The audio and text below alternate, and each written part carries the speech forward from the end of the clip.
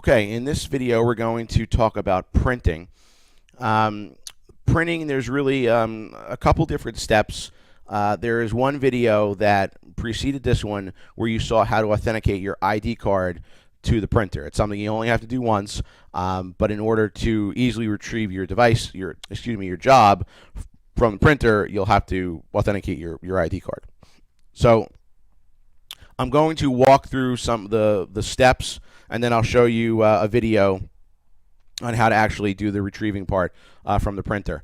Everybody has on their laptop a device either called Bergenprint or FS1-Bergenprint, and that's your default printer, right? So the first time you go to print something on your device, you're going to see, and I don't have a screenshot of that of what I'm looking for with the exact name, but if you look on the slide on the top right, you might see that your job says hold for authentication, okay? And all that means is that the printer's looking to identify who you are, all right? So it knows where to put the job.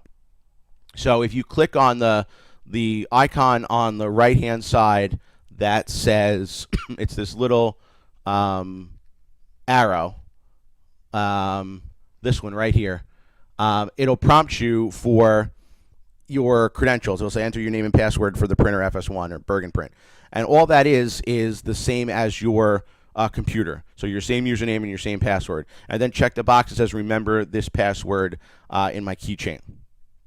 Okay, this will prevent you from having to go through this step more than once. Okay, so when you go to print, you'll select Bergenprint.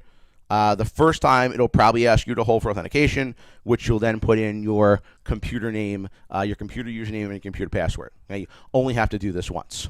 Okay? So once you've printed, once you've sent your job to the printer, you can then go retrieve it from the two printers that are in the library. I think I mentioned in the authentication video that the only two places that you can retrieve print jobs from are the printers that are in the library foyer. You cannot swipe your card. It won't work on any of the other printers, either in the main office or in development or in guidance. You can only do it from those two, right? So the steps, we talked about the first thing you have to do is authenticate. So you're going to swipe your card. On the top right, there's a little card reader on the top tray. You'll swipe your card, and then it'll recognize who you are.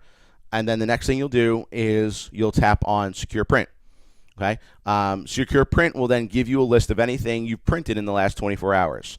Our print queue clears itself after 24 hours. So if you print something today at 11 o'clock and then you don't go until tomorrow at 2 o'clock to pick it up, you'd have to print it again, because after 24 hours, all print jobs are just removed.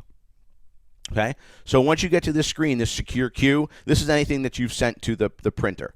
Okay, so your options, either you can print the job and immediately delete it, you can print it and keep it. If for some reason you think you're going to print the same thing again, you can hold it for 24 hours as well. You can only print double-sided, right? We do not allow students to print single-sided. So the only way it saves paper is that you print double-sided. Okay, so once you hit either print and keep or print and delete, your job will output on the output tray on the printer. Okay, and then when you're done, make sure you either tap log out on the screen or scan your ID card again so that logs you out for the next person to use it. All right, so let's take a look at what this looks like in real time.